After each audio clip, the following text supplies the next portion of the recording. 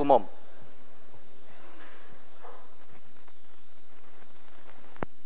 Debat malam ini terbagi dalam 6 bagian. Pada bagian pertama, moderator mempersilahkan kedua calon presiden menyampaikan visi dan misi masing-masing dalam waktu 4,5 menit. Moderator akan mempertajam visi dan misi setiap capres pada bagian kedua. Pada bagian ketiga, moderator akan melayangkan pertanyaan yang sama kepada kedua kandidat untuk dijawab dalam waktu maksimal 3 menit. Masing-masing calon presiden diberikan kesempatan 3 kali untuk saling bertanya pada bagian keempat. Sementara pada bagian kelima, kedua calon presiden diberikan kesempatan untuk bertanya sekaligus menanggapi jawaban. Setiap calon presiden akan menyampaikan pernyataan penutup dalam waktu 3 menit pada bagian akhir.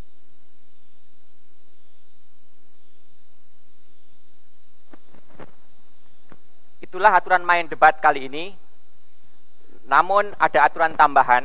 Pertama, untuk menjaga ketertiban dan konsentrasi kandidat, kami mohon agar tepuk tangan hadirin sekalian hanya dilakukan setelah kandidat selesai berbicara. Yang kedua, urutan berbicara dilakukan bergantian setiap debat. Pada debat pertama yang digelar pekan lalu, kandidat nomor 1 mendapat kesempatan pertama. Pada debat kali ini, sesuai aturan dari KPU, kami persilakan kandidat nomor urut 2, Bapak Joko Widodo, untuk yang pertama kali menyampaikan visi dan misi terkait pembangunan ekonomi dan kesejahteraan sosial. Waktunya 4,5 menit, dimulai dari sekarang. Bismillah. Ya fika anta. Assalamualaikum warahmatullahi wabarakatuh. Selamat malam, salam sejahtera bagi kita semuanya. Om Swastiastu. Yang saya hormati Bapak Prabowo Subianto, yang saya hormati moderator, Ibu Bapak sekalian, saudara-saudara sebangsa dan setanah air. Saya berdiri di sini karena saya saat bertemu Ibu Heli, tukang cuci dari Manado, Sulawesi Utara. Saya bertemu Pak Abdullah, nelayan dari Belawan di Sumatera Utara. Dan saat saya ke Banyumas, saya bertemu Ibu Satinah, buruh tani yang setiap hari bekerja di sawah.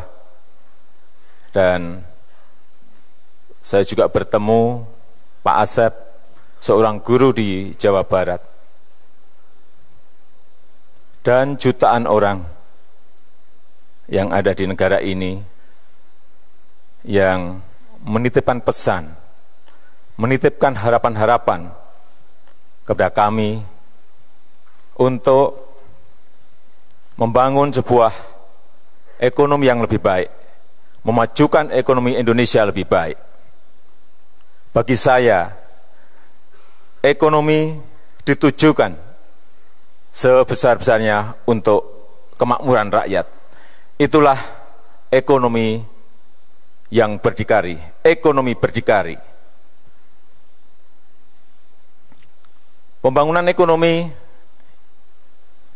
menurut kami ke depan yang pertama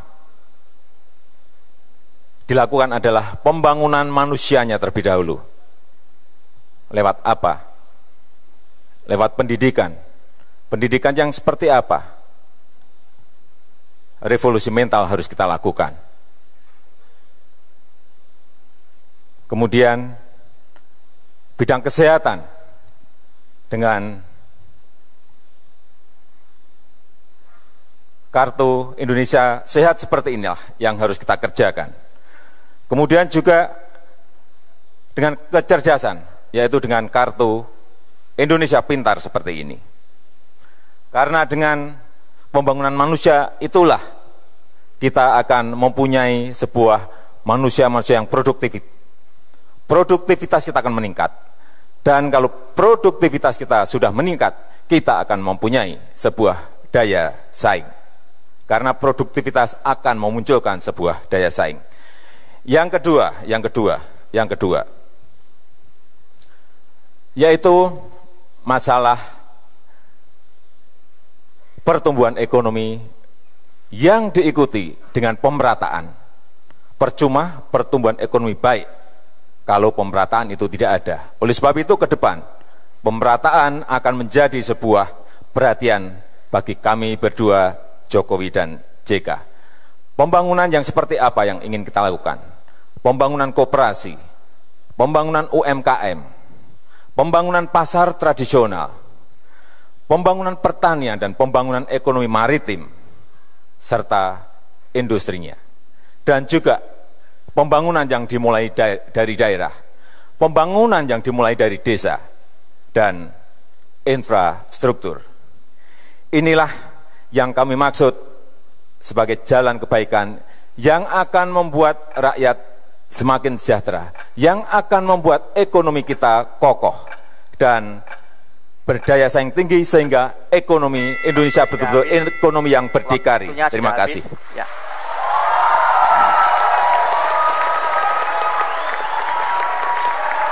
Terima kasih Pak Joko Widodo.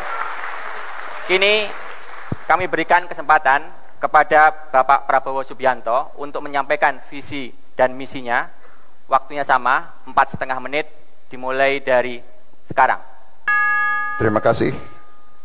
Bismillahirrahmanirrahim. Assalamualaikum warahmatullahi wabarakatuh. Salam sejahtera bagi kita sekalian. Shalom, Om Swastiastu. Saudara moderator, Saudara Joko Widodo, calon presiden nomor 2. Malam ini kita membahas pembangunan ekonomi dan kesejahteraan sosial. Kita mengerti bahwa tujuan kita bernegara adalah untuk mencapai kemakmuran bersama. Masalahnya adalah bagaimana mencapai itu. Banyak program indah, bagus. Kita harus begini, kita harus begitu. Kita harus membangun ini, membangun itu, pendidikan gratis, kesehatan gratis dan sebagainya. Masalahnya dari mana uangnya? Dari mana sumber daya untuk kita pakai, untuk kita tumbuhkan kesejahteraan itu. Saudara-saudara sekalian, pada tanggal 7 September tahun yang lalu, Ketua KPK kita menyatakan bahwa kebocoran dan kehilangan kekayaan negara dari Republik Indonesia 1 tahun adalah 7.200 triliun. 1 tahun. Tim pakar kami menggunakan angka 1.000 triliun yang hilang. 1.000 triliun saja sudah fantastis, sudah luar biasa besarnya. Disinilah rencana kami, Prabowo Subianto dan Hatta Rajasa, manakala kami menerima mandat dari rakyat Indonesia, ini sasaran kami. Kami ingin menutup kebocoran 1.000 triliun itu. Kami ingin menghemat, kami ingin memangkas, dan kami ingin mengalihkan yang 1.000 triliun bocor, kita alirkan untuk membangun ekonomi kerakyatan. Ekonomi untuk rakyat Indonesia, bukan rakyat untuk ekonomi. Kita ingin sekarang mengalirkan dana bukan dari desa ke kota, ke ibu kota, tapi dibalik dari ibu kota turun ke desa. Saya telah menandatangani deklarasi bahwa manakala saya menerima mandat dari rakyat, saya akan alokasikan 1 miliar rupiah minimal 1 tahun untuk tiap desa dan kelurahan di seluruh Indonesia. Kita akan alirkan dana dari ibu kota turun ke rakyat Indonesia. Kami akan dalam 5 tahun meminimalkan korupsi dari APBD dan APBN. Kami akan naikkan penghasilan rata-rata rakyat Indonesia 2,5 kali lipat, dari sekarang 3 juta per bulan menjadi 6 juta per bulan di ujung 5 tahun kami. Kami akan menambah sawah 2 juta hektar. Kami akan menambah 2 juta hektar untuk bioetanol. Kami akan membangun 3.000 km jalan raya, 4.000 km kereta api, 8 pelabuhan. Kami akan membuat bank tani dan nelayan, dan bank koperasi, dan juga lembaga tabung haji. Saudara-saudara, dananya ada, uangnya ada, tinggal kemauan kita. Kemauan kita, berani atau tidak kita kerja keras, berani atau tidak kita pangkas kebocoran, berani atau tidak kita berantas korupsi. Itu tekad Prabowo Subianto, Hatta Rajasa, dan seluruh koalisi Merah Putih. Kami akan bekerja keras, sekeras-kerasnya untuk melakukan itu, sehingga penghasilan seluruh bangsa Indonesia akan naik. Kita akan menjadi negara kuat, kita akan menjadi negara terhormat, karena justru kita menjadi negara yang menguasai kekayaan kita sendiri. Kekayaan bangsa Indonesia harus untuk rakyat Indonesia, dan tidak boleh kita biarkan bocor terus atau mengalir ke luar negeri. Itulah tekad kami, dan itulah keyakinan kami. Kami yakin manakala diberi mandat, kami akan mencapai tujuan itu. Terima kasih. Wassalamualaikum warahmatullahi wabarakatuh. Salam, Om Santi Santi Santi Om. Terima kasih.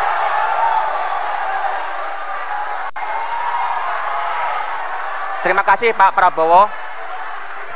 Dan di sesi berikutnya kami akan membedah visi misi yang baru disampaikan kedua calon presiden. Tetaplah bersama kami di debat Capres 2014.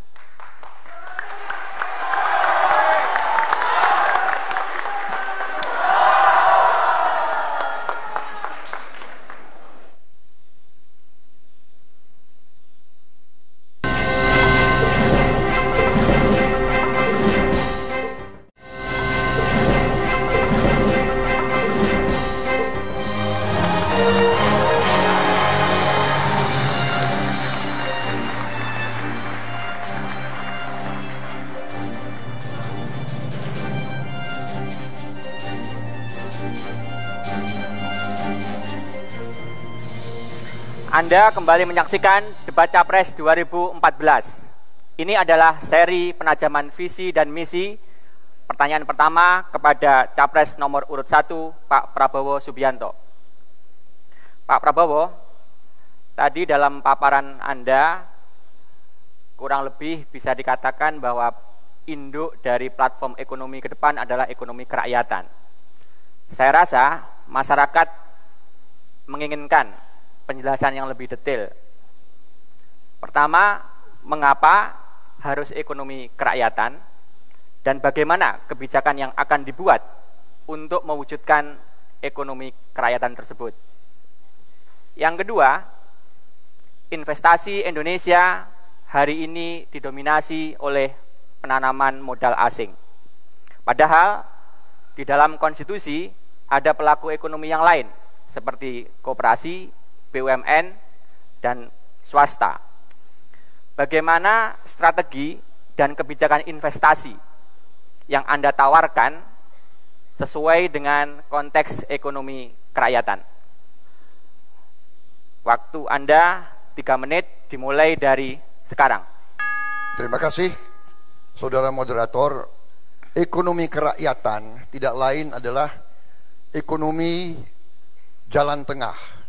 Ekonomi yang kita dasarkan kepada pasal 33 Undang-Undang Dasar 1945, yaitu bahwa perekonomian kita harus berasaskan kekeluargaan. Kemudian bahwa sumber-sumber ekonomi yang menguasai hajat hidup orang banyak harus dikuasai oleh pemerintah. Jadi konsepnya, intinya adalah bahwa ekonomi harus ditujukan kepada penguatan dan pemberdayaan kekuatan rakyat, tidak hanya pertumbuhan. Kita juga harus menjamin kondisi keselamatan dan perlindungan terhadap golongan rakyat yang tertinggal, yang kurang bisa mengikuti persaingan abad ke-21. Ini bedanya dengan kita sistem ekonomi Barat atau neoliberal, bahwa pemerintah kadang-kadang hanya sebagai wasit. Di kita tidak, pemerintah harus turun tangan, harus jadi pelopor, harus membela rakyatnya. tidak membiarkan kemiskinan, tidak membiarkan orang yang lemah harus bersaing dengan yang kuat. Kemudian iklim investasi atau kebijakan investasi, kami terbuka, kami mendukung investasi asing, tetapi tentunya tidak boleh mematikan ekonomi rakyat. Harus kita perkuat koperasi, harus kita perkuat usaha kecil dan menengah, dan untuk itu kita harus mengalirkan dana yang lebih, yang masif, yang tidak tanggung-tanggung untuk memperkuat ekonomi rakyat. Ini adalah strategi kita, dan ini sudah dirintis oleh pemerintah SBY dengan banyak program, dengan KUR, dengan PNPM, dengan juga dana bergulir. Sebagai contoh, dana bergulir yang sampai sekarang 5 triliun bisa menghidupkan 12 juta orang. Bayangkan kalau kita tingkatkan 4 kali lipat, 20 triliun, tidak hanya 5 triliun, berarti 48 juta orang kita bisa dapat kehidupan. Jadi kita tidak anti investasi asing, silakan masuk ke Indonesia, bawa uang, jangan masuk ke Indonesia pakai uang Indonesia. Itu bukan investasi asing namanya itu. Ya kan? Itu akan memakai pasar Indonesia. Silakan masuk, bawa uang, silakan Anda jadi kaya dari Indonesia. Kita tidak keberatan. Tetapi intinya habis. Ekonomi untuk rakyat. Terima kasih.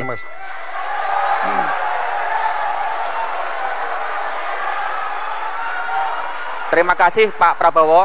Selanjutnya pertanyaan kami berikan kepada Capres nomor urut 2 Pak Joko Widodo. Tadi Bapak sudah menyampaikan visi mengenai ekonomi berdikari. Saya rasa masyarakat juga menginginkan penjelasan yang lebih detail mengenai hal itu. Pertama, mengapa Indonesia harus berdikari di bidang ekonomi, dan bagaimana kebijakan yang akan dibuat untuk mewujudkan ekonomi berdikari tersebut. Kedua, dalam konteks ekonomi berdikari, bagaimana sikap Anda tentang utang pemerintah? Di saat dalam beberapa tahun terakhir, realisasi penerimaan pajak selalu lebih rendah dari target. Waktu Anda 3 menit dimulai dari sekarang. Terima kasih. Pembangunan pasar tradisional, pembangunan ruang-ruang untuk PKL. Saya kira saya sudah menjalani itu dan membuktikan itu. Pengalaman saya membangun pasar waktu menjadi wali kota, pengalaman saya membangun pasar waktu menjadi gubernur, saya kira menjadi sebuah pengalaman yang sudah dibuktikan bahwa yang kecil-kecil ini harus diurus. PKL, pedagang pasar. Karena apa? Pasar tradisional adalah tempat produk-produk petani itu dijual. Tempat produk-produk hasil tangkapan nelayan itu dijual. Tempat pengrajin tempe, pengrajin tahu itu menjual dagangannya. Ada di pasar tradisional. Kalau yang kecil-kecil ini diurus dengan baik, tetapi dengan manajemen lapangan yang benar, bukan hanya akan, dan bukan hanya rencana, dan bukan hanya sebuah wacana di awang-awang, tetapi harus dibuktikan, karena mereka ini membutuhkan bukti bahwa kita ini memang melakukan untuk mereka. Jadi, kalau ruang-ruang itu diberikan kepada pedagang pasar, mereka diberi tempat yang baik, pasar harus bersih, pasar tidak boleh becek, pasar harus ada tempat parkir, pasar harus diberikan zoning basah, zoning kering, zoning buah, zoning sayur. Saya kira produk-produk petani akan terus-menerus mendapatkan penghargaan dan mereka akan mempunyai nilai tambah yang baik karena bisa menjual langsung kepada konsumen lewat pedagang di pasar. PKL juga sama. PKL ini ekonomi mikro kita, ekonomi kecil kita, tetapi di semua kota hampir tidak ada planning yang memberikan ruang kepada PKL untuk berjualan. Oleh sebab itu di mana-mana mereka selalu terusir. Dalam rencana ke depan, semua kota harus memberikan ruang yang sebesar-besarnya bagi PKL, artinya space untuk PKL harus diberikan. Kemudian mengenai ekonomi yang berkaitan dengan hutang. ini bisa kita selesaikan secara bertahap asal ada efisiensi di APBN, asal kebocoran dan penyimpangan di APBN ini bisa dikurangi terus. Dengan cara apa? Membangun sistem seperti yang sudah sering saya sampaikan, pakai e-budgeting, pakai e-audit, pakai e-purchasing, itu bisa menyelesaikan persoalan-persoalan sehingga anggaran yang ada di APBN efektif, efisien, ada sisa itulah yang kita pakai untuk menyelesaikan hutang-hutang yang ada. Saya kira itu yang bisa saya sampaikan.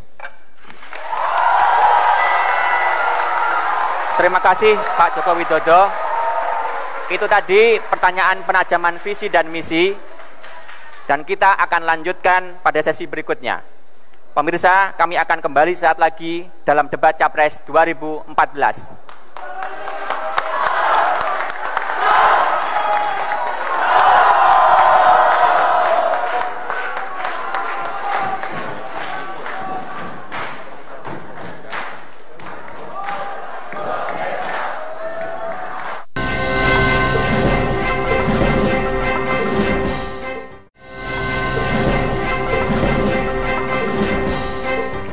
Ya, baik, masih di debat Capres 2014, kita akan kembali mengikuti jalannya debat yang akan segera dimulai di segmen ketiga ini, Afi ya.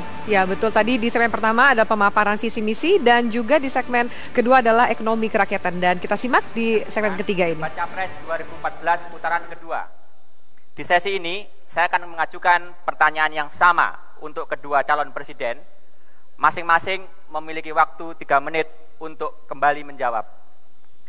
Kembali saya informasikan bahwa urutan penyampaian pertanyaan kepada calon presiden adalah sesuai dengan aturan dari KPU. Pertanyaan pertama untuk Bapak Joko Widodo. Kemiskinan dan pengangguran menjadi salah satu problem serius Indonesia hari ini. Padahal di dalam konstitusi ada amanat bagi pemerintah untuk menciptakan pekerjaan dan penghidupan yang layak bagi kemanusiaan. Pertanyaannya, dalam hal kemiskinan, anggaran dan program kemiskinan selama ini sangat besar. Namun, pengurangan kemiskinan relatif kecil. Apa yang salah dengan hal itu dan bagaimana program Anda ke depan? Kedua, dalam hal ketenagakerjaan, bagaimana strategi dan sikap Anda mengenai kebijakan penciptaan lapangan pekerjaan dan pengupahan. Waktu Anda 3 menit dimulai dari sekarang. Terima kasih.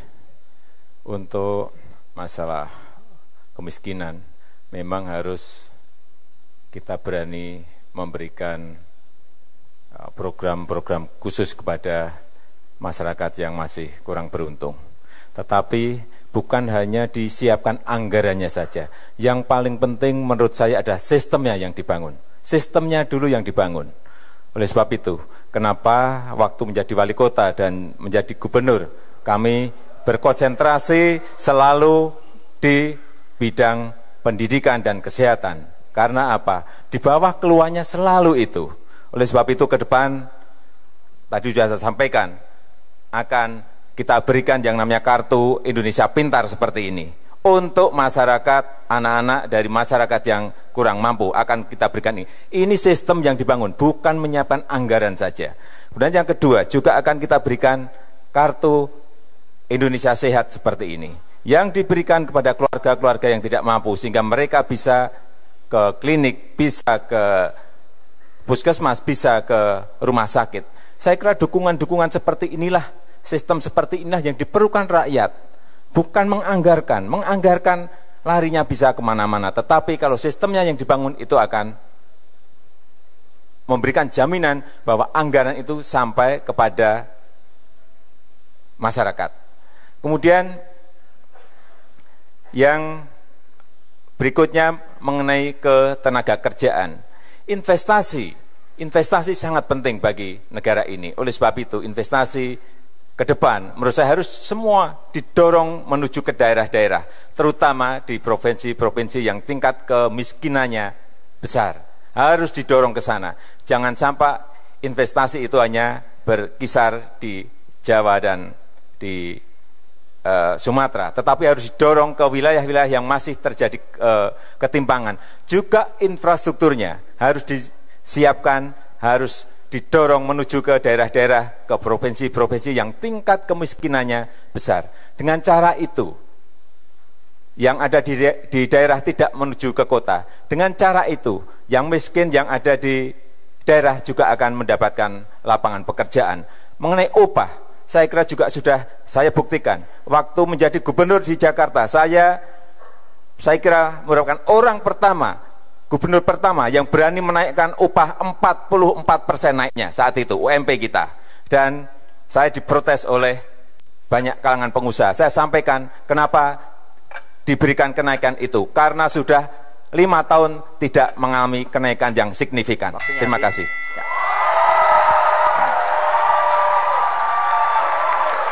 Terima kasih Pak Jokowi. Selanjutnya untuk Bapak Prabowo Subianto, saya akan mengulangi pertanyaannya Pak. Kemiskinan dan pengangguran menjadi salah satu problem serius Indonesia saat ini.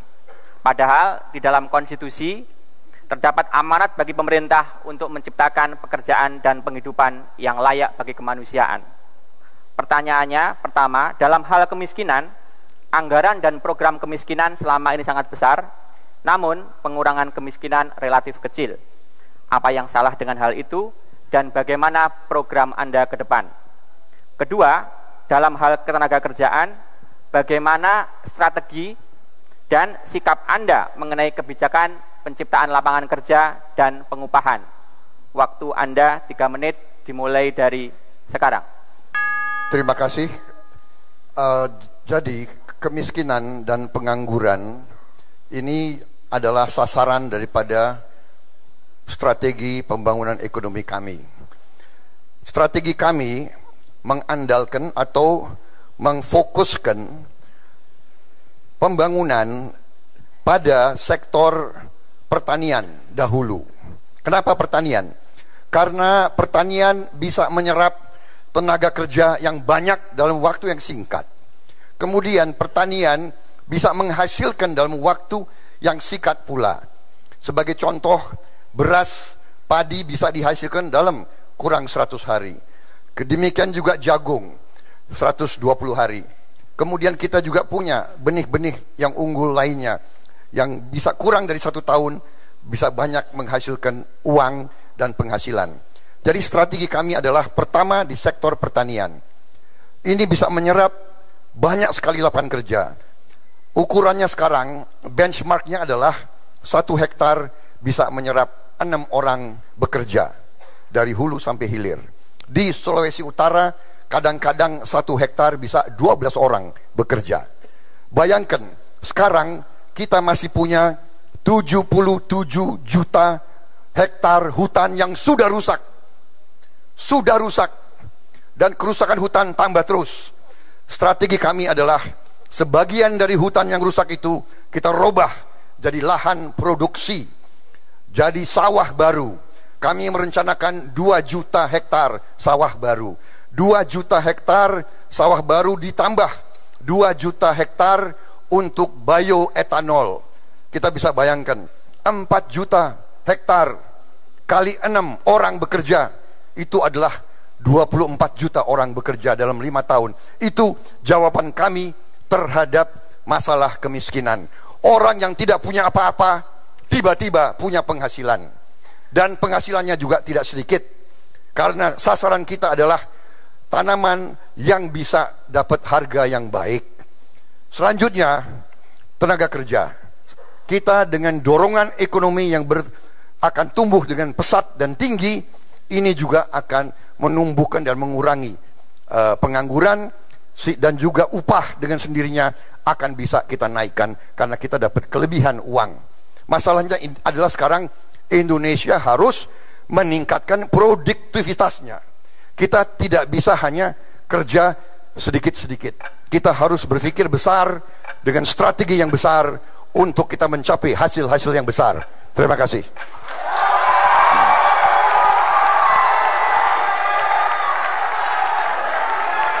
Terima kasih Pak Prabowo. Baik, selanjutnya pertanyaan kedua untuk Bapak Prabowo Subianto. Salah satu masalah Indonesia saat ini adalah pertumbuhan penduduk yang dinilai relatif tinggi. Sementara itu, kasus angka kematian ibu melahirkan naik dalam beberapa tahun terakhir. Dengan latar belakang tersebut, pertanyaannya, bagaimana kebijakan Anda untuk mengendalikan pertumbuhan penduduk? Berikutnya, bagaimana strategi Anda untuk meningkatkan layanan dan akses kesehatan, khususnya bagi perempuan? Waktu Anda 3 menit mulai dari sekarang. Benar sekali, saudara moderator. Penambahan penduduk kita sangat luar biasa. Terjadi ledakan penduduk. 5 juta orang tiap tahun lahir. Justru itulah strategi kami. Tutup kebocoran, amankan kekayaan negara, dapat uang tunai, cash, uang cash tunai ini kita investasikan kepada kesehatan dan pendidikan. Dengan kesehatan dan pendidikan, kita bisa menumbuhkan kesadaran masyarakat dengan cara persuasif untuk menerima program-program keluarga berencana. Mau tidak mau, kita harus tingkatkan kembali program keluarga berencana. Kita harus investasi di puskesmas, di posyandu. Kita harus tambah jumlah dokter. Kita harus perbaiki gaji dokter, gaji perawat, gaji bidan. Ini kita tidak boleh tanggung-tanggung. Makanya tadi saya katakan, strategi kami adalah strategi dorongan besar, the big push strategy. Kita tidak bisa main-main dengan tantangan-tantangan yang kita hadapi sekarang. Demikian juga untuk mengurangi angka kematian ibu-ibu. Sekali lagi, investasi besar-besaran, posyandu, puskesmas, rumah sakit, perbaiki gaji dokter, perbaiki gaji perawat. Ini semua membutuhkan uang. Dari mana uangnya? Dari produktivitas yang kita akan ciptakan, dari penghematan kebocoran negara yang 1.000 triliun tadi. Ini adalah strategi besar kita. Jadi, saudara moderator dan saudara-saudara sekalian, kita mengerti tantangan-tantangan yang kita hadapi. Sekarang adalah bagaimana, cara apa, strategi mana yang kita harus lakukan. Ini membutuhkan suatu keberanian, ini membutuhkan kerja keras, ini membutuhkan disiplin yang luar biasa. Tetapi saya percaya totalitas daripada rencana yang besar ini, ya, tidak bisa kita lihat sepotong-sepotong, tapi totalitas. Kita amankan kebocoran, uang yang kita hemat, investasi di lahan-lahan dan sektor produktif, bangun pabrik, bangun irigasi, bangun waduk, bangun jalan raya, bangun kereta api ribuan kilometer. Ini semua akan menumbuhkan roda ekonomi. Pertumbuhan kita akan sangat tinggi, dan dengan demikian uang kita untuk kita investasikan ke posyandu, program-program untuk bidan, untuk poliklinik, puskesmas, semuanya bisa berjalan. Kita akan punya uang untuk kita investasikan di bidang kesehatan dan pendidikan. Saya kira itu. Terima kasih. Terima kasih Pak Prabowo. Selanjutnya Bapak Joko Widodo. Sebelum itu saya akan mengulang pertanyaannya. Indonesia dinilai memiliki pertumbuhan penduduk yang cukup tinggi. Sementara itu, kasus angka kematian ibu melahirkan naik dalam beberapa tahun terakhir. Pertanyaannya, bagaimana kebijakan Anda untuk mengendalikan pertumbuhan penduduk? Berikutnya, bagaimana strategi Anda untuk meningkatkan layanan dan akses kesehatan khususnya bagi perempuan? Waktu Anda 3 menit dimulai dari sekarang. Terima kasih. Jadi kembali lagi kita harus melihat BKKBN kita. Ini harus dihidupkan dan diaktifkan kembali sehingga mereka berkampanye untuk masalah kelahiran, masalah pertumbuhan penduduk. Ini harus dimulai lagi mulai dari bawah, kampanye dimulai dari bawah lagi. Sehingga masyarakat sadar, ada kesadaran bahwa dua anak itu cukup. Bahwa 2 anak cukup. Karena sekarang ini kenapa mereka kembali ke anak yang 3 dan 4 dan 5, karena kampanye kita, kampanye mengenai kelahiran ini mulai menurun kembali. Oleh sebab itu, BKKBN sebagai institusi yang membidangi itu harus diperkuat lagi, baik anggarannya, baik untuk terjun ke bawah sehingga masyarakat sadar bahwa dua anak itu cukup. Kok 2 terus? Kemudian mengenai angka kematian ibu yang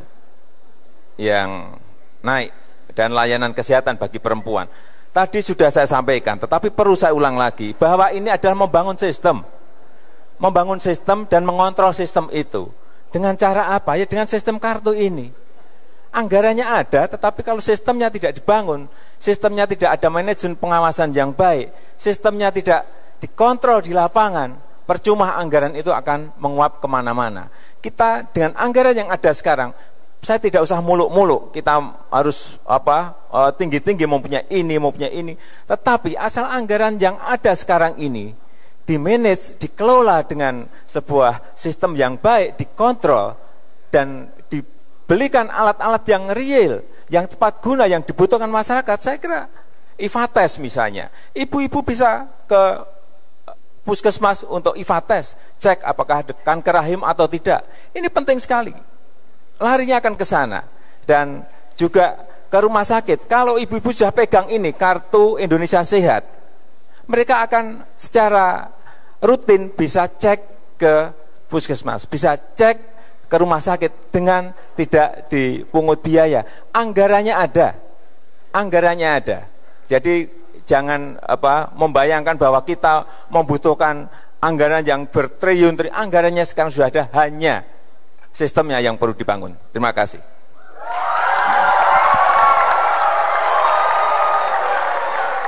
Terima kasih Pak Joko Widodo. Pemirsa, kami akan jeda sejenak. Jangan kemana-mana dulu, debat Capres 2014 akan kembali sesaat lagi.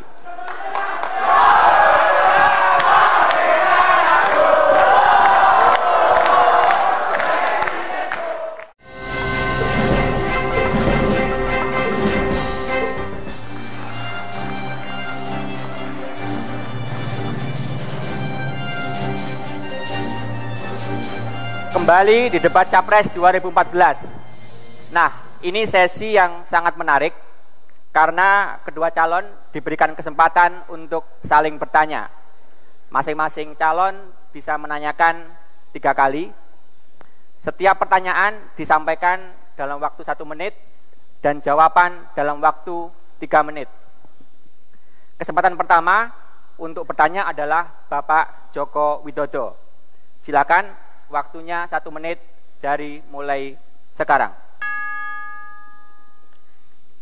Bapak Prabowo, saya ingin menanyakan bagaimana pandangan Bapak mengenai DAU dan DAK. Terima kasih. Pak Prabowo, 3 menit waktu jawaban Anda dimulai dari sekarang. Baik, terima kasih. DAU dan DAK, dana alokasi umum dan dana alokasi khusus, itu harus kita tingkatkan untuk daerah-daerah. Itu hanya bisa kita lakukan kalau penghasilan negara tambah. Jadi dana ke daerah, dana ke kabupaten, dana ke kecamatan dan ke desa bisa naik kalau penghasilan negara naik. Inilah yang saya sudah bertahun-tahun berjuang di mana-mana, bagaimana caranya penghasilan Indonesia tidak bocor ke luar negeri. Selama ini sumber-sumber ekonomi kita dikuasai oleh sebagian besar orang asing atau perusahaan-perusahaan asing. Jadi nilai tambah dari kekayaan kita keluar. Bagaimana kita akan tambahkan DAK, DAU kalau uangnya selalu pas-pasan? Ini inti daripada masalah. Jadi saya menganjurkan kepada seluruh bangsa bagaimana caranya kita bisa mengamankan kekayaan negara itu. Baru kita alirkan dana ke daerah-daerah untuk mempercepat pembangunan. Saya kira itu. Terima kasih. Waktunya masih ada waktu, Prabowo. Pak Prabowo, masih ada waktu? Cukup? Oke.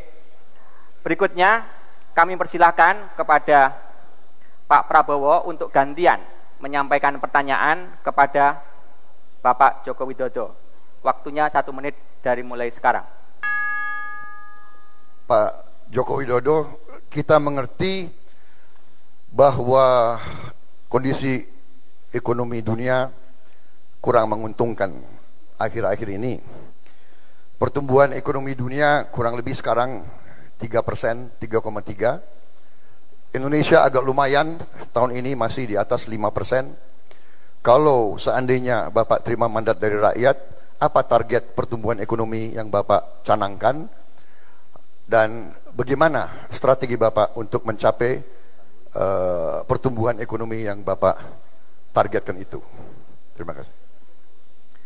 Pak Joko Widodo, silakan menjawab. Waktunya 3 menit dimulai dari sekarang. Terima kasih Pak Prabowo. Ke depan saya meyakini bahwa ekonomi kita akan bisa tumbuh di atas 7% dengan catatan-catatan. Yang pertama, iklim investasi beserta regulasinya itu betul-betul terbuka dan memberikan kesempatan kepada investor-investor lokal untuk bergerak menciptakan sebuah pertumbuhan ekonomi. Kemudian yang kedua, di bidang perizinan yang terlalu lama seperti yang kita lihat sekarang ini harus berani kita pangkas secepat-cepatnya agar investasi yang hadir di dalam pergerakan ekonomi kita itu betul-betul kelihatan mereka dilayani dan disambut. IMB misalnya, bisa IMB online. SIUP, bisa SIUP online. TDP, bisa TDP online. Saya kira cara-cara sistem seperti itu kalau kita lakukan dan investor diberikan kesempatan untuk membuka lapangan pekerjaan, untuk membuka investasi terutama di daerah-daerah, saya yakin insya Allah 7% bukan sesuatu yang sulit. Kemudian yang ketiga, arah industri yang ke ekspor harus dibuka seluas-luasnya, harus diberikan insentif yang sebesar-besarnya. Industri itu industri apa? Industri kecil yang ada di desa-desa, industri rumah tangga yang ada di kampung-kampung. Produk mereka bisa kompetisi di dunia, asal mereka diberikan ruang untuk memasarkan barangnya. Oleh sebab itu ke depan menurut saya dubes-dubes kita juga jangan hanya berdiplomasi saja, tetapi beliau harus juga menjadi marketingnya negara. Mereka harus bisa memasarkan produk-produk dari desa, produk-produk dari kampung-kampung yang mempunyai kualitas internasional. Saya kira kesempatan itu sangat terbuka karena kompetisi, mereka bisa berkompetisi, harganya kompetitif, kualitasnya juga baik, hanya mereka memerlukan dorongan dari pemerintah. Dengan cara-cara seperti itu, hal-hal yang konkret seperti inilah saya kira yang dibutuhkan oleh negara ini. Dan saya meyakini, saya ada pelaku 28 tahun di industri kecil, di industri kampung, dan saya meyakini ini bisa kita laksanakan asal negara hadir. Waktunya Terima kasih.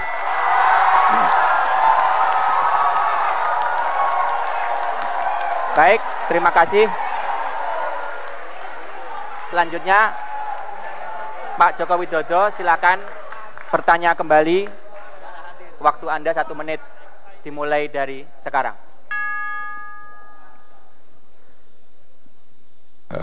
Bapak Prabowo, tadi Bapak kelihatannya banyak menyampaikan bahwa uang kita ini banyak.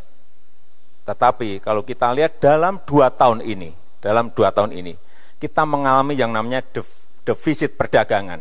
dan juga defisit APBN terjadi dalam 2 tahun ini. Apa yang salah menurut Bapak dalam hal ini? Terima kasih.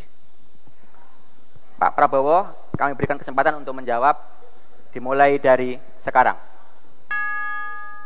Terjadi defisit perdagangan dan defisit anggaran justru yang saya sebut tadi, karena kekayaan negara bocor ke luar negeri. Ya, esensinya itu. Esensinya itu, Pak. Karena kekayaan negara keluar. Kenapa keluar? Karena sebagai contoh, kita punya persediaan crude oil, ya, minyak bumi sudah juga menurun. Kita tambah import. Harga crude oil, harga minyak bumi naik di dunia, $100 per barrel. Jadi beban untuk impor kita sangat tinggi. Itulah terjadi defisit perdagangan. Defisit anggaran sama. Kebutuhan-kebutuhan kita, janji-janji para pemimpin, sebagaimana juga Bapak terus keluarkan kartu ini dan kartu itu. Itu Bapak bilang ada anggarannya. Ya, anggarannya ujung-ujungnya kan dari APBN. Nah, APBN dari mana? APBN tidak jatuh dari langit. APBN itu dari kekayaan negara. Dan kekayaan negara kita sekarang bocor. Pak Joko Widodo, itu esensinya. Ini yang saya perjuangkan kepada seluruh elit Indonesia. Kekayaan kita bocor. Ketua KPK 7 September 2013 mengatakan bocornya 7.000 triliun, Pak. Persisnya 7.200 triliun. Itu angka beliau. Angka saya 1.134 triliun bocornya. Jadi kalau Bapak tanya kenapa defisit perdagangan dan kenapa defisit APBN, itu intinya. Harus ada pemerintah yang berani untuk menutup kebocoran itu. Baru kita tidak defisit, bahkan kita bisa surplus. Kita nanti jadi negara macan Asia kembali. Terima kasih. Ya.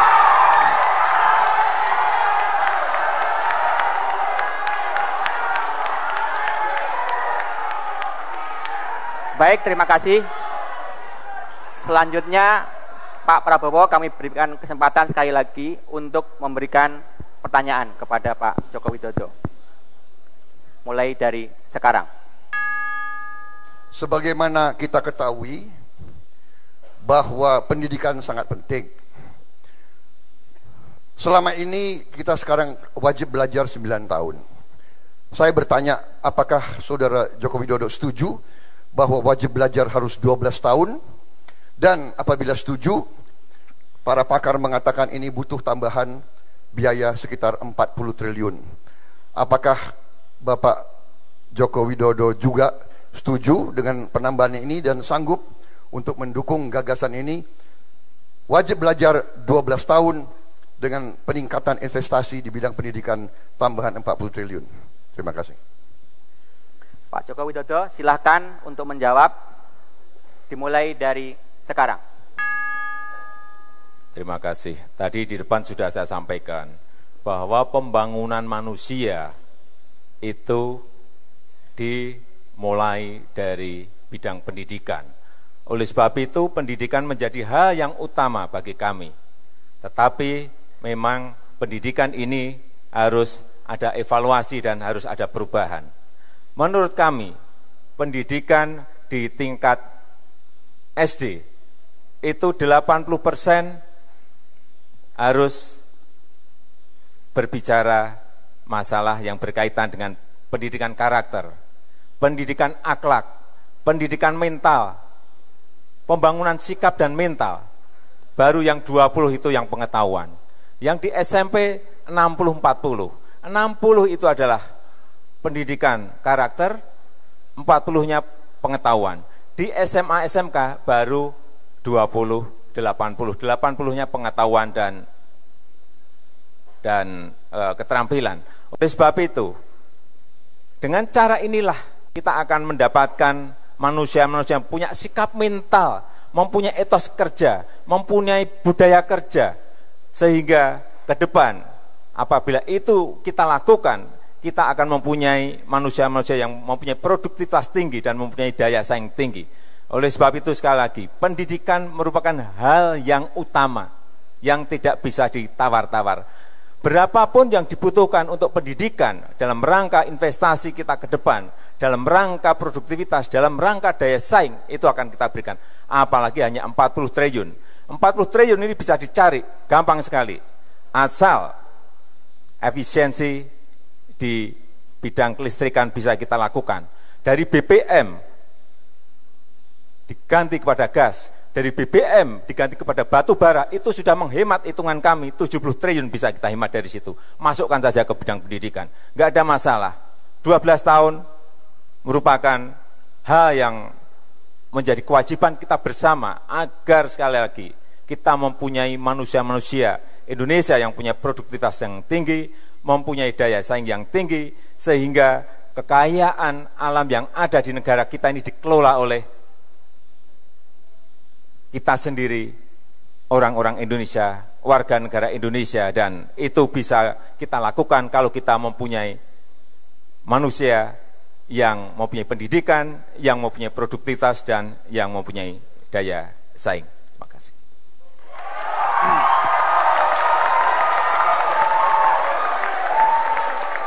Baik, selanjutnya pertanyaan ketiga dari Bapak Joko Widodo.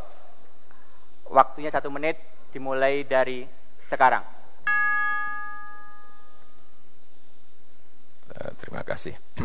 Bapak Prabowo, kami ingin bertanya, bagaimana cara meningkatkan peran, ini soal rakyat ini, bagaimana cara meningkatkan peran TPID? Terima kasih. Pak Prabowo, silakan. Tolong singkatan TPID bagaimana, Pak? TPID ini untuk tim pengendalian inflasi daerah, Pak Prabowo. Terima kasih.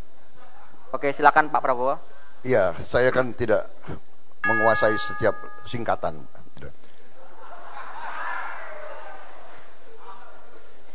Bagaimana meningkatkan peranan?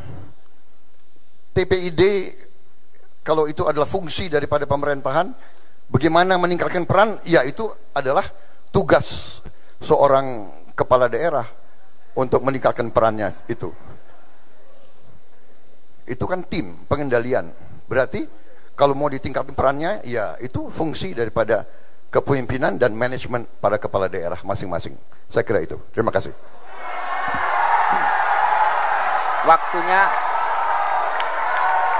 Waktunya masih ada, Pak Prabowo? Cukup? Oke. Baik, sekarang pertanyaan ketiga dari Pak Prabowo Subianto. Silakan dimulai dari sekarang.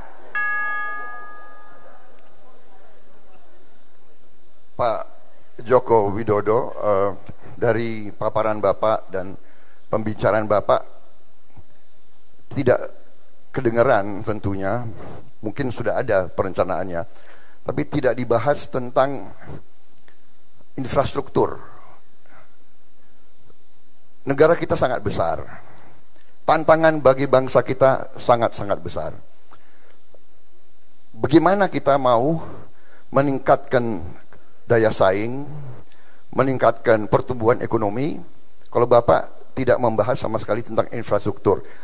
Tolong berikan gambaran apa rencana Bapak tentang infrastruktur ini, jalan raya, kereta api, pelabuhan, dan sebagainya. Terima kasih. Silakan Pak Joko Widodo, mulai dari sekarang. Terima kasih Pak Prabowo. Saya kira di depan tadi sudah saya sampaikan mengenai infrastruktur, tapi memang belum kita jelaskan. Infrastruktur di negara kita ini, menurut saya ke depan yang paling penting adalah tol laut. Tol laut ini penting sekali. Sehingga yang namanya kapal dari barat sampai ke timur, dari ujung Sumatera sampai nantinya di Papua, itu selalu ada. Bolak-balik. Kenapa ini harus ada? Karena yang kita lihat, semen yang ada di Jawa harganya 50-60 ribu. Di Papua bisa 1,2, bisa 1 juta, bisa 1,5 juta, bisa 500 ribu. Kalau tol laut ini kita bangun, deep seaport kita bangun di Sumatera, deep seaport kita bangun di Jawa, deep seaport kita bangun di Kalimantan, deep seaport kita bangun di Sulawesi, di Papua, ini akan memberikan rasa keadilan. Karena nantinya harga semen di Sumatera, di Jawa, di Kalimantan, di Sulawesi, di Nusa Tenggara, di Papua itu akan sama atau hampir sama. Tidak seperti sekarang. Ada sebuah harga yang sangat berbeda sekali karena infrastruktur tidak dibangun berdasarkan kelautan. Karena kita ada negara maritim dan laut tidak diberikan perhatian. Kemudian yang kedua, dan transportasi laut merupakan transportasi yang sangat murah. Saya berikan contoh lagi. Saya, ini pelaku, mengirim kontainer dari Jawa ke Eropa dengan dari Jawa ke Papua itu lebih mahal dari Jawa ke Papua karena nggak ada tol laut, nggak ada kapal besar yang selalu wirawiri dari ujung barat ke ujung timur. Yang kedua, yang murah untuk manajemen distribusi logistik selain tol laut, yang kedua adalah double track kereta api, baik yang ada di Sumatera, baik yang ada di Jawa, yang di Kalimantan, di Papua. Double track kereta api ini penting sekali karena ini angkutan yang sangat murah selain tadi kapal. Oleh sebab itu uang yang ada harus dikonsentrasikan kepada infrastruktur yang menyangkut hajat hidup rakyat banyak. Tol laut, kereta api itu menjadi penting bagi kita semuanya. Tidak hanya untuk distribusi logistik, tetapi juga bisa mengangkut orang dengan biaya yang sangat murah. Saya kira itu. Terima kasih.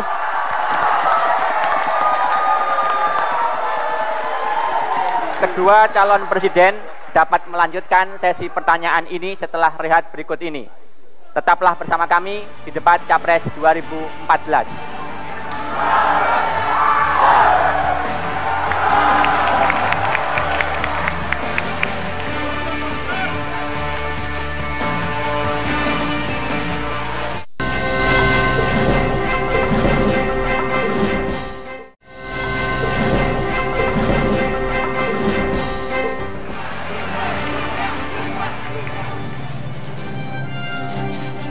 Anda masih menyaksikan debat Capres 2014.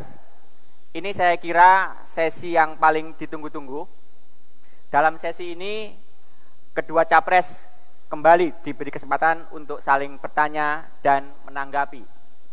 Jadi, setelah jawaban pertama diberikan, Capres yang bertanya dapat menanggapi jawaban. Kemudian, Capres yang bertanya dapat menanggapi jawaban tersebut. Waktu untuk bertanya cukup 1 menit dan untuk memberikan tanggapan 2 menit. Capres nomor urut 2 mendapat kesempatan pertama untuk bertanya. Bapak Joko Widodo, kami berikan waktu 1 menit dimulai dari sekarang. Terima kasih. Saya ingin bertanya kepada Bapak Prabowo, bagaimana pandangan Bapak mengenai pengembangan ekonomi kreatif? Karena ini sangat mengurangi banyak sekali pengangguran. Terima kasih. Silakan Pak Prabowo, 2 menit waktunya dimulai dari sekarang. Terima kasih Bapak Joko Widodo. Ekonomi kreatif adalah sangat penting bagi kita karena tadi jumlah penduduk kita sangat besar dan anak-anak muda kita sangat banyak. Kemudian ekonomi kreatif ini adalah bidang di mana kita bisa bersaing dengan bangsa-bangsa lain. Karena itu memang pemerintah, siapapun yang memimpin di masa yang akan datang harus investasi besar-besaran di bidang pendidikan untuk mendorong kualitas generasi muda kita sehingga ekonomi kreatif ini bisa menghasilkan suatu nilai tambah bagi bangsa kita. Jadi saya sangat mendukung ya setiap upaya, setiap program untuk meningkatkan persaingan kita, daya saing kita di bidang ekonomi kreatif. Disinilah mungkin keunggulan bangsa kita, karena kita juga punya naluri seni di darah kita. Kita punya naluri seni, rakyat kita punya bakat di bidang-bidang kreativitas, dan kalau ini diberi kesempatan, ini bisa menghasilkan sesuatu devisa yang banyak di alam abad ke-21, di mana sekarang banyak sekali perkembangan teknologi mengarah kepada teknologi maya, teknologi telematika. Saya sangat mendorong pembangunan ekonomi kreatif. Pak Joko Widodo, silakan menanggapi. Waktunya mulai sekarang. Ya, bidang-bidang ekonomi kreatif seperti musik, animasi, kemudian seni pertunjukan, kemudian video, kemudian produk-produk kreatif, baik desain bisa desain produk yang kita ini mempunyai kekayaan yang sangat banyak. Ini ruang-ruangnya belum diberikan dukungan penuh oleh pemerintah. Dan kita melihat kalau ini diberikan dukungan yang penuh oleh pemerintah, ekonomi kreatif kita ini akan bisa dikembangkan. Saya berikan contoh seni pertunjukan. Kita mempunyai budaya dari Sabang sampai Merauke yang luar biasa banyaknya. Kalau itu dikerjakan dengan manajemen panggung yang baik, dikerjakan dengan manajemen lighting yang baik, dikerjakan dengan manajemen promosi yang baik, saya kira menjadi kekayaan pariwisata kita yang bisa kita tunjukkan kepada dunia. Animasi juga sama. Animasi kita ini banyak kita ekspor ke luar. Banyak sekali kita ekspor keluar. Tetapi yang menikmati banyak bukan kita, karena komandan yang ada di sini perusahaannya perusahaan-perusahaan dari luar. Oleh sebab itu saya ingin kembali menyampaikan kepada Bapak Prabowo, bagaimana ekonomi kreatif ini bisa dibawa ke mancanegara, karena ini menyangkut anak-anak muda semuanya. Yang bekerja di ekonomi kreatif ini ada anak-anak muda kita, umur 20, umur 25, umur 30, semuanya banyak yang bekerja di bidang ekonomi kreatif ini. Terima kasih. Pak Prabowo, silakan menanggapi. Waktunya mulai sekarang. Baik, Saudara Joko Widodo dan saudara-saudara sekalian, ini tim penasihat saya mengatakan, apapun nanti jangan pernah setuju dengan yang disampaikan Saudara Joko Widodo. Jangan pernah setuju. Itu nasihat, tapi saya ini bukan politisi profesional. Saya kalau ide yang bagus, saya harus bilang bagus. Jadi saya tidak dengar. Saya tidak mau dengar penasihat saya. Saya ya sejalan dengan Saudara Joko Widodo. Ya.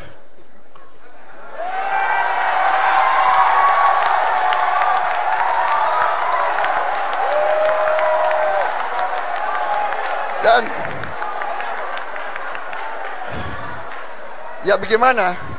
Masa harus gak setuju? Kalau yang idenya bagus gak setuju, ya kan?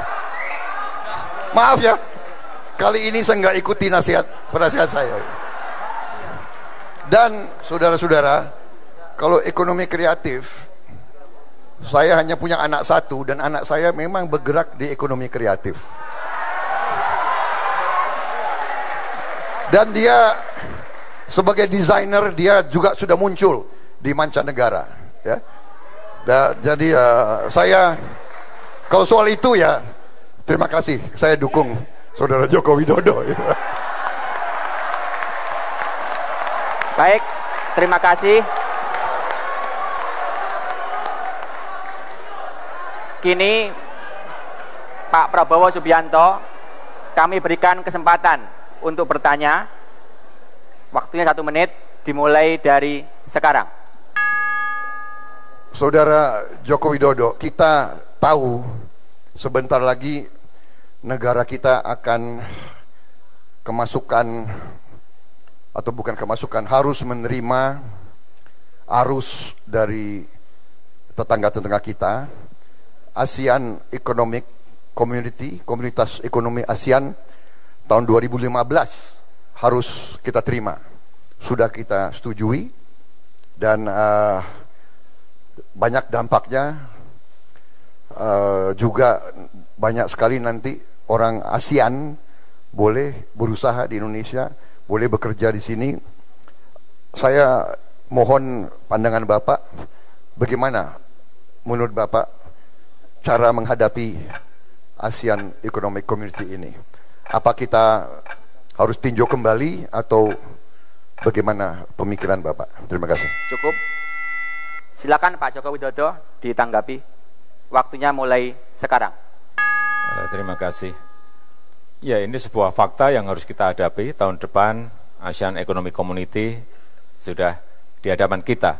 Tetapi saya meyakini dengan ekonomi kita yang tumbuh baik, dengan entrepreneur kita juga tumbuh sangat bagus, keberanian untuk menerobos ke pasar global juga sudah dilakukan lebih dari 25-30 tahun yang lalu. Saya kira buat kita tidak ada masalah.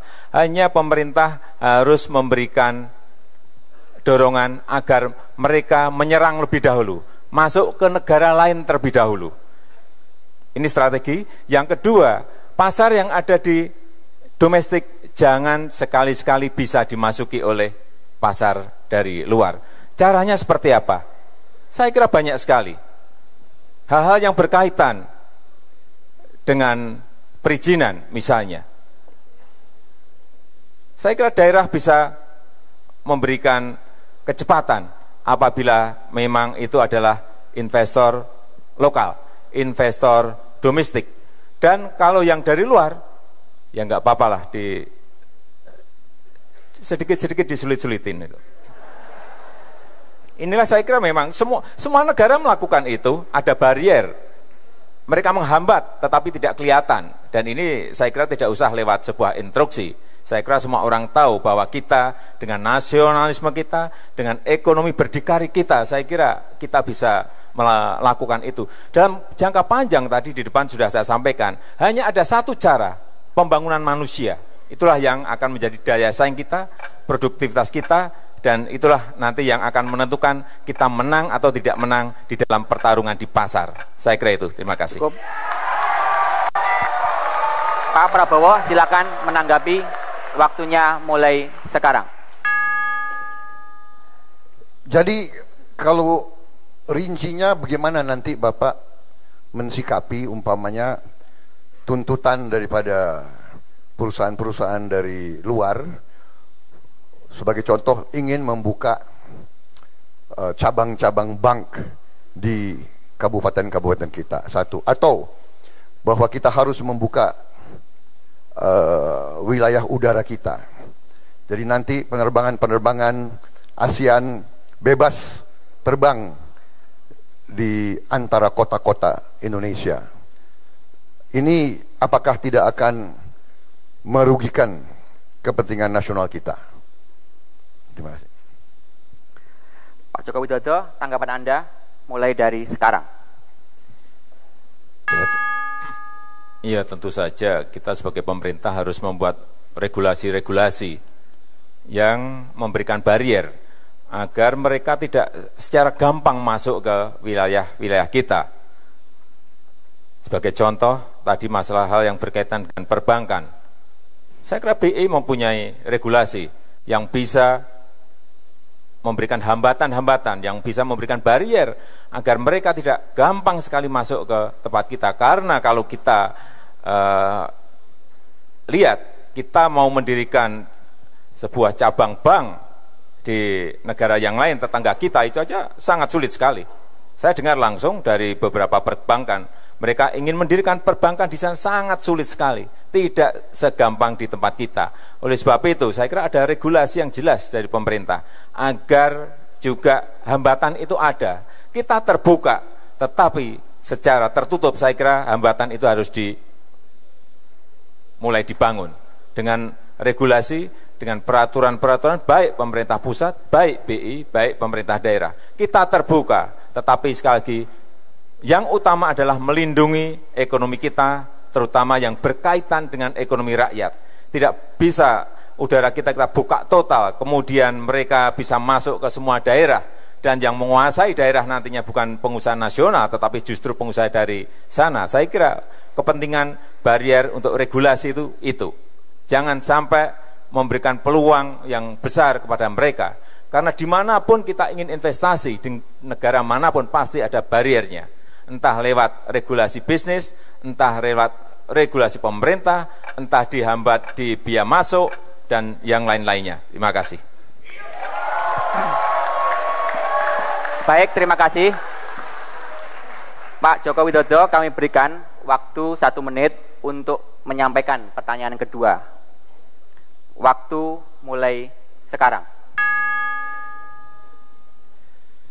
Bapak Prabowo, kami mohon klarifikasi atau penjelasan mengenai visi misi Bapak tentang anggaran desa yang di sana tercantumkan 1 miliar. Karena yang saya tahu di Undang-Undang Desa itu tidak ada angka 1 miliar, tetapi justru lebih dari ini. Bisa 1,4, bisa 1,3, bisa 1,2, tergantung luas wilayah, tergantung penduduknya, dan tergantung kemiskinan yang ada di daerah itu. Terima kasih. Pak Prabowo, silakan menjawab. Waktu mulai sekarang. Baik, waktu saya mencanangkan program itu dan saya buat deklarasi itu sebelum Undang-Undang Desa keluar. Jadi saya sebagai Ketua Umum Himpunan Kerukunan Tani Indonesia juga didesak, saya juga Dewan Penasihat dari Induk Koperasi Unit Desa, didesak. Mereka sudah sebetulnya 7 tahun di DPR. Abdesi organisasi desa ini, Abdesi Parade Nusantara, PPDI, sudah 7 tahun di DPR RI. Dan setiap tahun dibilang masuk tahun depan, masuk program tahun depan. Jadi tanggal 26 Oktober 2013 saya bikin deklarasi itu, saya umumkan, saya sebarkan, itu memacu semua fraksi di DPR RI, akhirnya keluar Undang-Undang Desa. Tetapi Undang-Undang Desa keluar masih harus diikuti, tentunya oleh peraturan pemerintah dan sebagainya. Inilah yang saya picu, ya. Jadi kalau di atas 1 miliar, ya alhamdulillah. Kalau dihitung kurang dari 1 miliar, kita akan lengkapi. Karena saya katakan minimal 1 miliar. Dan hitungan kita, anggaran kita mampu untuk melaksanakannya. Terima kasih. Pak Jokowi, silakan menanggapi. Waktu mulai sekarang. Berarti artinya bukan 1 miliar Pak Prabowo ya, karena siapapun nanti presidennya, karena memang sudah merupakan undang-undang, itu juga secara otomatis bahwa anggaran sebesar yang tadi saya sampaikan, sebesar bisa 1,1, bisa 1,2, bisa 1,3 itu tetap akan mengucur ke desa. Artinya yang ingin saya sampaikan bahwa visi misi mengenai anggaran desa 1 miliar itu berasal dari undang-undang, bukan dari visi misi Bapak Prabowo. Pak Prabowo, silakan menanggapi. Waktunya mulai sekarang. Saya tidak mempersoalkan berasal dari mana. Yang penting uangnya sampai ke rakyat di desa.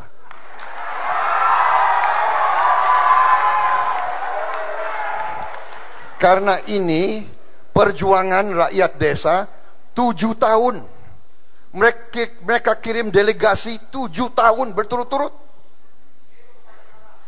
Jadi saya bikin deklarasi, dan dalam visi itu adalah komitmen. Nah, perkara sudah ada undang-undang desa, alhamdulillah. Kalau nanti angkanya tidak sampai 1 miliar, pemerintah Prabowo Subianto dan Hatta Rajasa, kita akan bekerja keras supaya bisa sampai 1 miliar atau lebih. Itu komentar kami. Terima kasih. Waktunya masih ada, Pak, cukup. Ya, kalau sudah selesai. Oke. Baik. Singkat, jelas. Terima kasih. Benar, Pak. Terima kasih. Karena yang capek kita, Pak, ya. Mereka hanya duduk dengar aja itu. Ya. Terima kasih. Selanjutnya Pak Prabowo, kami berikan kesempatan untuk menyampaikan pertanyaan kedua. Waktunya dimulai dari sekarang. Saudara Joko Widodo, kita mengerti bahwa ada kontrak-kontrak dari perusahaan asing bersama Indonesia yang agak merugikan kita, agak merugikan bangsa Indonesia. Bagaimana menurut Pak Joko Widodo harus kita sikapi? Apa kita biarkan atau kita lakukan tindakan-tindakan tertentu? Saya mohon jawab. Pak Joko Widodo, jawaban dimulai dari sekarang. Terima kasih Pak Prabowo. Kita harus menghormati semua kontrak yang sudah ditandatangani. Tidak bisa ujuk-ujuk kita kemudian kita ambil, kan tidak mungkin. Oleh sebab itu, penghormatan terhadap kontrak yang telah disepakati itu merupakan pembangunan kepercayaan bagi investasi di negara ini. Tetapi kalau nantinya sudah habis, tentu saja kita akan kalkulasi kembali. Kita akan hitung kembali. Apakah akan kita ambil? Kalau memang menguntungkan kita ambil, ya akan kita ambil, tentu saja. Apakah yang mengambil itu BUMN? Ya silakan. Atau mereka akan kerjasama? Juga silakan. Tetapi yang paling penting menurut konstitusi, bahwa kekayaan alam itu sebesar-besarnya digunakan untuk kemakmuran rakyat. Intinya di sana. Intinya di sana. Oleh sebab itu, yang paling penting adalah dikalkulasi. Yang paling penting adalah dihitung. Apakah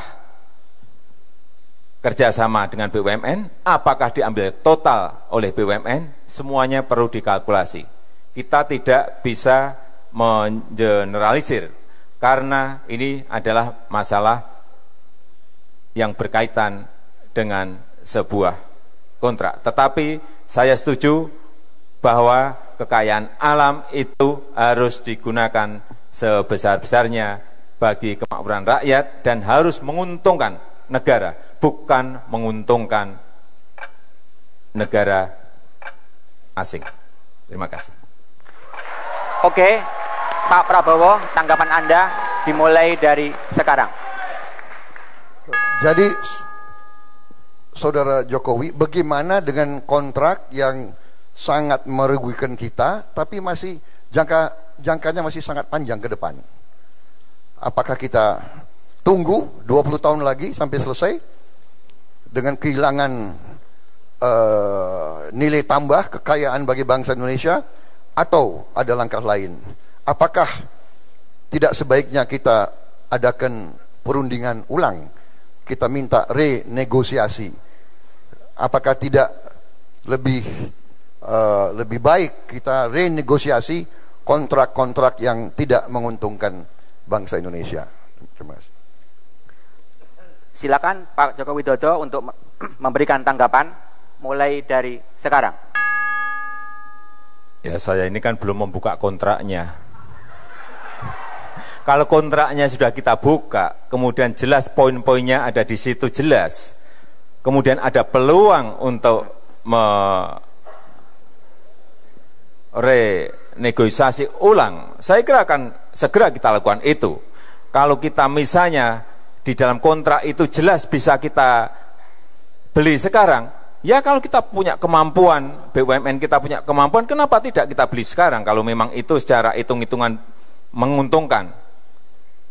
Tetapi kalau di dalam kontrak itu memang tidak ada peluang, tidak ada klausul di situ bisa renegosiasi, ya kita harus memberikan penghormatan terhadap kontrak itu. Tetapi menurut saya yang paling penting sekali lagi bahwa setiap kontrak yang ada ke depan memang harus dilakukan secara detail. Jangan sampai ada kerugian-kerugian di pihak kita. Jangan sampai entah yang namanya royalti, entah yang namanya pembagian keuntungan, entah yang namanya pajak, minerba, itu negara dirugikan dan rakyat tidak mendapatkan hasil dari sana. Kembali ke konstitusi bahwa kekayaan alam harus sebesar-besarnya digunakan untuk kemakmuran rakyat. Arahnya ke sana. Oleh sebab itu, kontrak yang akan habis, kontrak yang mungkin jauh hari juga akan habis, tetap harus disiapkan dari sekarang. Tetap harus dikalkulasi, tetap harus dihitung mulai dari sekarang. Apakah diambil atau dikerjasamakan atau mau dibeli oleh BUMN. Saya kira inilah fakta yang harus kita hadapi dan kita, saya kira, siap untuk mengelola tambang-tambang itu. Terima kasih. Baik, terima kasih Bapak-Bapak. Pemirsa, debat Capres 2014 akan kembali setelah jeda pariwara berikut. Tetaplah bersama kami.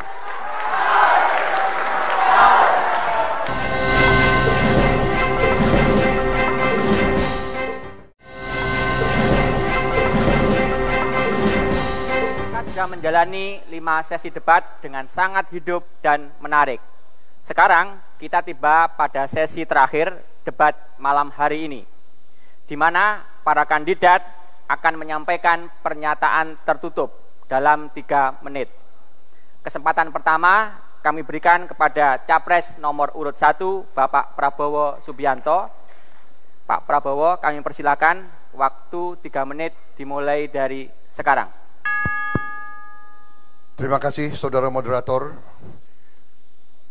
Baru saja malam ini saya dengan saudara Joko Widodo membahas pemikiran-pemikiran kita tentang ekonomi dan kesejahteraan rakyat.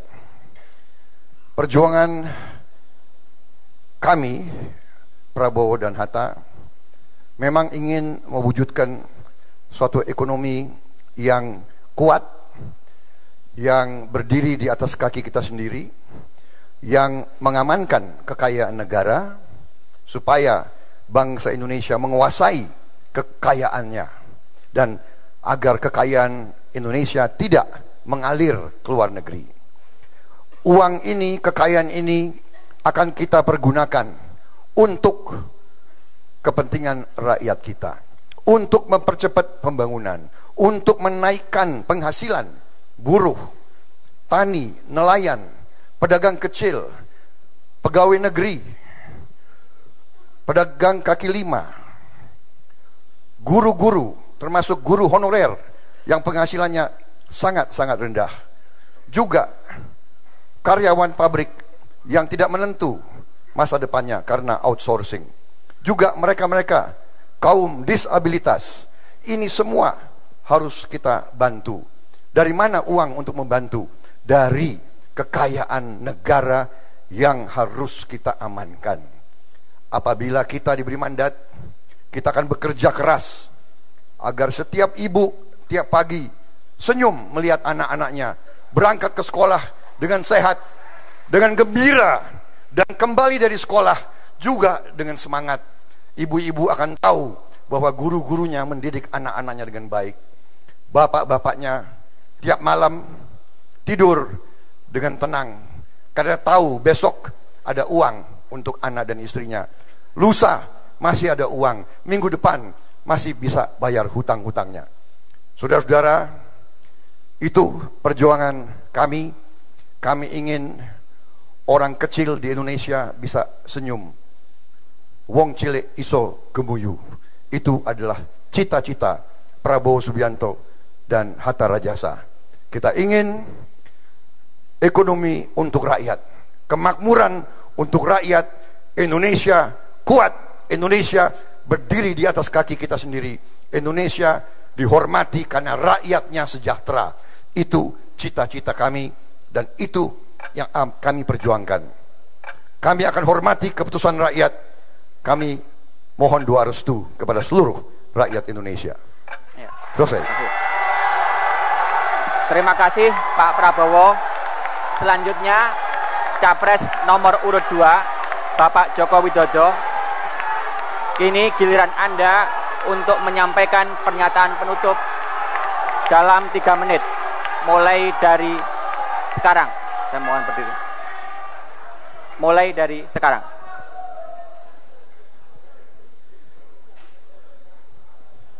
Ibu dan Bapak sekalian, saudara-saudara sebangsa dan setanah air, kami yakin bahwa ke depan akan terwujud sebuah ekonomi yang lebih baik. Dan apabila rakyat memberikan amanah kepada kami, Jokowi dan JK, kami ingin bekerja sekuat tenaga, bekerja siang dan malam untuk mengabdikan diri kepada nusa bangsa dan rakyat Indonesia. Kita sering bertemu rakyat di Aceh, di Papua, di Sangihe, di Rote, yang bekerja pada malam hari di saat kita tidur. Itulah yang menggugah kami, menggugah Jokowi JK untuk bekerja keras, mengabdikan diri kepada jutaan rakyat di Indonesia. Saya Joko Widodo, saya lahir di sini, saya besar di sini, saya dididik di sini, dan saya seutuhnya adalah Indonesia. Saya tegaskan, saya dan Pak JK siap memimpin Indonesia. Dan saya tegaskan bahwa saya hanya tunduk kepada konstitusi, hanya tunduk kepada kehendak rakyat Indonesia. Salam 2 jari.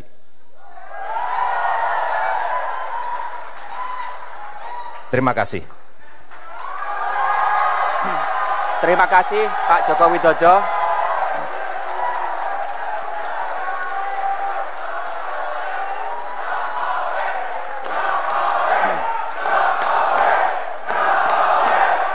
Ya, itu tadi debat Capres 2014 putaran kedua. Sekali lagi, terima kasih kepada Pak Prabowo Subianto dan Pak Joko Widodo. Terima kasih juga kepada para hadirin di ruangan ini dan pemirsa dimanapun Anda berada. Saya Ahmad Erani Yustika. Debat selanjutnya akan dilaksanakan pada tanggal 22 Juni 2014. Jangan lupa untuk menggunakan hak pilih Anda pada tanggal 9 Juli 2014. Karena suara Anda menentukan siapa yang memimpin bangsa ini 5 tahun ke depan.